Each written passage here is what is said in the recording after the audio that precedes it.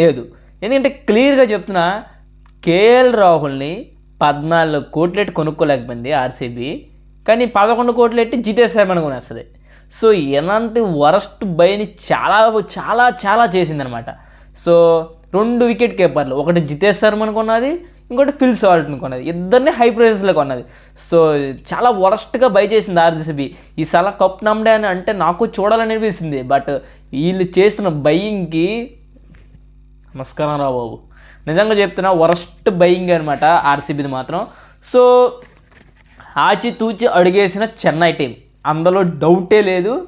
And పగ్గడ్బందీగా plan చేసిన ముంబై ఇందులో అస్సలు డౌటే లేదు.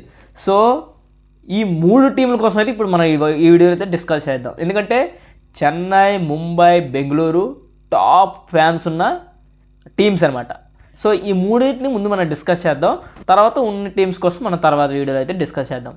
సో, ఈ ఐపీఎల్ 2025లో ప్రతి ఒక్క టీంకి 120 crore అయితే ఇచ్చారనమాట. సిఆర్ అయితే ఇచ్చారు. సో, ఈ 120 CRని వీళ్ళు ఎలా యూటిలైజ్ చేశారు ఏంటి అనేది అయితే మనం చూద్దాం. ఆల్రెడీ ఎంతమంది రిటైన్ చేసుకున్నారు, ఏ టీం ఎంతమంది రిటైన్ చేసుకుంది, ఏ టీం ఎంతమందిని పర్చేస్ చేసింది, అండ్ ఎంతమంది అన్సోల్డ్ అయ్యారు. సో, ఇదైతే మనం ఈ వీడియోని అయితే క్లియర్గా డిస్కస్ చేద్దాం. అంతకన్నా ముందు మన ఛానల్ ఎవరైతే సబ్స్క్రైబ్ చేయలేదో వెంటనే సబ్స్క్రైబ్ అయితే చేసుకోండి. వీడియో నచ్చితే లైక్ చేయడం అయితే మర్చిపోవద్దు. మరిన్ని వీడియోస్ కోసం బెల్ ఐకాన్ ట్యాప్ చేయండి. Thank you friends. అయితే ఈ ఐపీఎల్ 2025లో ఫస్ట్ ఆఫ్ ఆల్ సిఎస్కేకి వెళ్దాం. సిఎస్కే రిటైర్న్ ప్లేయర్స్లో ఎంఎస్ ధోనీని 4 CRకి అయితే తీసుకుంది. సో, ఎంఎస్ ధోనీని 4 CRకి తీసుకుని